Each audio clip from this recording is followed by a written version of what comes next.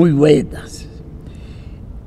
Estamos tratando estos días un tema muy interesante, las fuentes de donde Teresa pudo extraer sus enseñanzas o comprobar las experiencias de oración que el Señor le daba. Porque nadie nace aprendido en la vida, todos nos necesitamos y todos somos profesores de los demás. En temas de oración, dijimos que lo que más se recalca en la obra teresiana, de la enseñanza de la oración y de la vivencia de ella, de este misterio de amistad que llamamos oración cristiana, es el Espíritu Santo. Lo vimos en páginas muy bellas, inspiradas. Lo vimos en la iconografía del tiempo, que siempre puso junto al hombro de Teresa una paloma, significando toda la inspiración que el Santo Espíritu le daba para cumplir esa misión maravillosa de enseñarnos, de animarnos, de contarnos sus experiencias orantes, de movilizar en la Iglesia un ejército de orantes contemplativos como única manera de contener los males religiosos de su tiempo.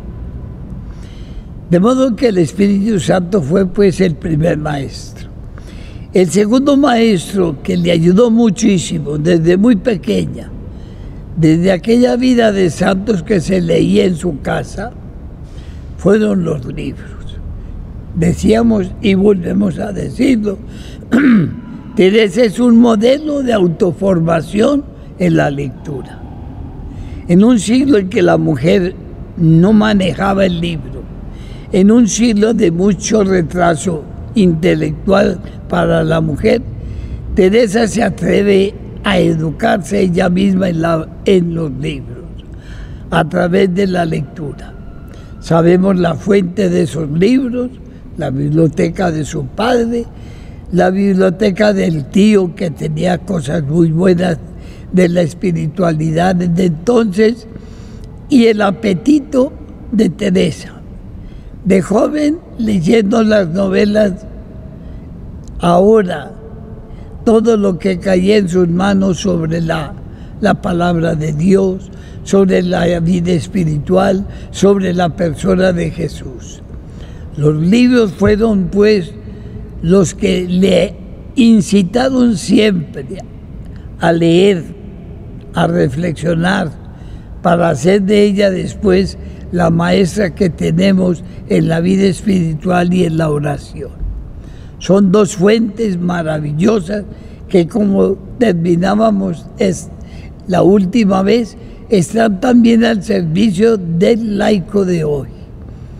La palabra de Dios, la Biblia, otra fuente maravillosa en Teresa, hoy al alcance de todos, con explicaciones muy hermosas, con una literatura bíblica al alcance de todos que podemos saborear. ¿Qué no hubiera hecho Teresa de haber tenido esa fuente bíblica que hoy manejamos para ella gozarse, enriquecerla con su experiencia? Esa tercera fuente, pues, no la podemos olvidar. Es una fuente muy valiosa y donde Teresa lo que entendía, lo que profundizaba, lo que alimentaba la palabra de Dios, la hicieron ser después la maestra, la escritora, la doctora de la oración contemplativa, de la oración afectiva, que es donde está el magisterio teresiano. También tenemos los confesores. Le ayudaron mucho a Teresa en sus dudas, en sus momentos difíciles. Teresa no fue una escrupulosa. Teresa buscó a los mejores confesores, a los mejores sacerdotes, ya fueran del clero diocesano o del clero religioso, Ella lo que buscaba en ellos es que le ayudaran desde la palabra de Dios, desde la ciencia teológica, a aclararle que toda esa fenomenología mística que estaba viviendo era de Dios y no puro engaño. No podemos negar que también algún confesor la hizo sufrir bastante, pero en general los confesores del clero diocesano y religioso fue una ayuda maravillosa en la elaboración, en la experiencia y en el magisterio teresiano sobre la oración. Esos grandes confesores, esos hombres tan entregados a Dios, nunca había tenido España un clero mejor formado en general, con tanta experiencia. Nunca pudo encontrar mejores hombres que la fueron dirigiendo, animando por el camino difícil de la contemplación. Y están los profesores. Salamanca, que fue donde pasó mucha parte de la vida teresiana, gozaba de ser de las universidades católicas de ese momento, como la de más avance, como la que tuvo gente muy preparada en la Compañía de Jesús, en los agustinos, en diversas comunidades y del clero diocesano. Los profesores, muchos de ellos amigos de Teresa, le fueron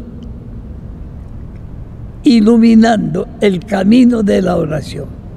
La fueron reforzando en sus experiencias divinas, la fueron consolando en los momentos de aridez para que no dejara por ningún motivo la oración. De modo que tenemos confesores, algunos de ellos santos. Estos días se está celebrando un congreso sobre uno de los confesores de Teresa, que es doctor de la Iglesia y que fue del clero diocesano. Se está haciendo un congreso sobre la doctrina espiritual de él. Y tenemos entonces los demás amigos.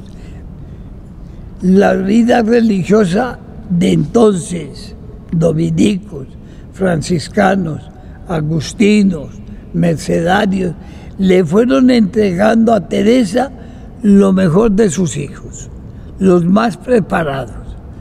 Teresa los amó, Teresa los quiso muchísimo. Y hay un caso interesante. Todos los que trataron con Teresa la oración, al verla, al oírla, al entender sus experiencias, se hicieron orantes. Ibáñez, un dominico que le ayudó mucho, se retiró a la soledad a vivir de su vida religiosa.